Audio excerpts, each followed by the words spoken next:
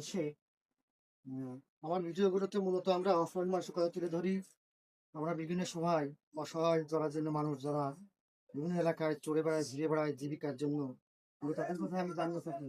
তো আজকে সেরকমই একটা ভাইকে দেখা পেয়েছি। আপনার সঙ্গে আমি কথা বলবো। ভাই আসসালামু আলাইকুম। ভালো আছেন আপনি? আপনার নামটা কি জানতে পারি আমরা? মিঠু না? উনার নাম মিঠু। আপনারা শুনতে পাচ্ছেন উনি মূলত ছিন্নমূল মানুষ। উনি এই মানুষের দুয়ারে দুয়ারে চেয়ে তার জীবিকা নির্বাহ করে মূলত। হ্যাঁ? আচ্ছা, আপনার কেমন ইনকাম হয়েছে? সংসার চলে না? বুঝছেন না? সবাই কি দেয় না কেউ খারাপ ব্যবহার করে আপনার? সবাই দেয় না? কোনো দুর্ব্যবহার কেউ করে না? আচ্ছা, আপনার এই হাল অবস্থা কি জন্ম থেকে? একদম জন্ম। বাড়িতে কে কে আছে?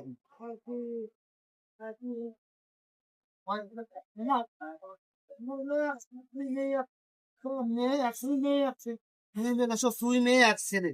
না আছে মেয়ের তো বিয়ে হয়েছে, একটা হয়েছে আর একটা হবে, হ্যাঁ? এর বছর পর আচ্ছা, এই যে একটু একটু কি অবস্থা আপনার আমাকে সুস্থ এখন যে কি অসহায় মানুষ আছে না দেখলে বোঝা যায় না। এইরকম অবস্থা আসলে একটা মানবিক, আমি কি বলবো আসলে অসহায় মানুষ।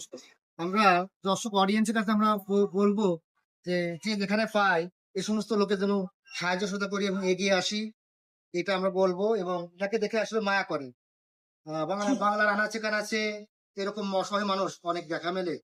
আসলে কজনই বা খোঁজ খবর রাখে, হ্যাঁ, এই সমস্ত মানুষের জন্য। তবে একটা কথা বলবো, সেটা না বললেই নয় যে সরকার গভর্নমেন্ট কর্তৃক যদি এই সমস্ত মানুষের জন্য একটা প্রতিষ্ঠান বা একটা কর্মসংস্থানের ব্যবস্থা করা হয় তাহলে মনে হয় এই সমস্ত মানুষজন এই আরো কিছুদিন বাঁচার আশা করতে পারে। আশা আছে। কিন্তু ওরকম সাহায্য সহযোগিতা পাননি সরকার থেকে, না? আচ্ছা, আমরা যথাযথ কর্তৃপক্ষের দৃষ্টি আকর্ষণ করবো যাতে আপনাকে সাহায্য সহযোগিতা করে।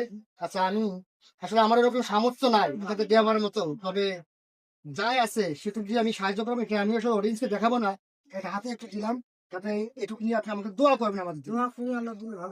আচ্ছা, আপনিও ভালো থাকেন। দর্শক, তাকে আমরা সাহায্য করবো এবং তার দোয়া নিয়ে আমি এখানে শেষ করছি। আল্লাহ হাফেজ।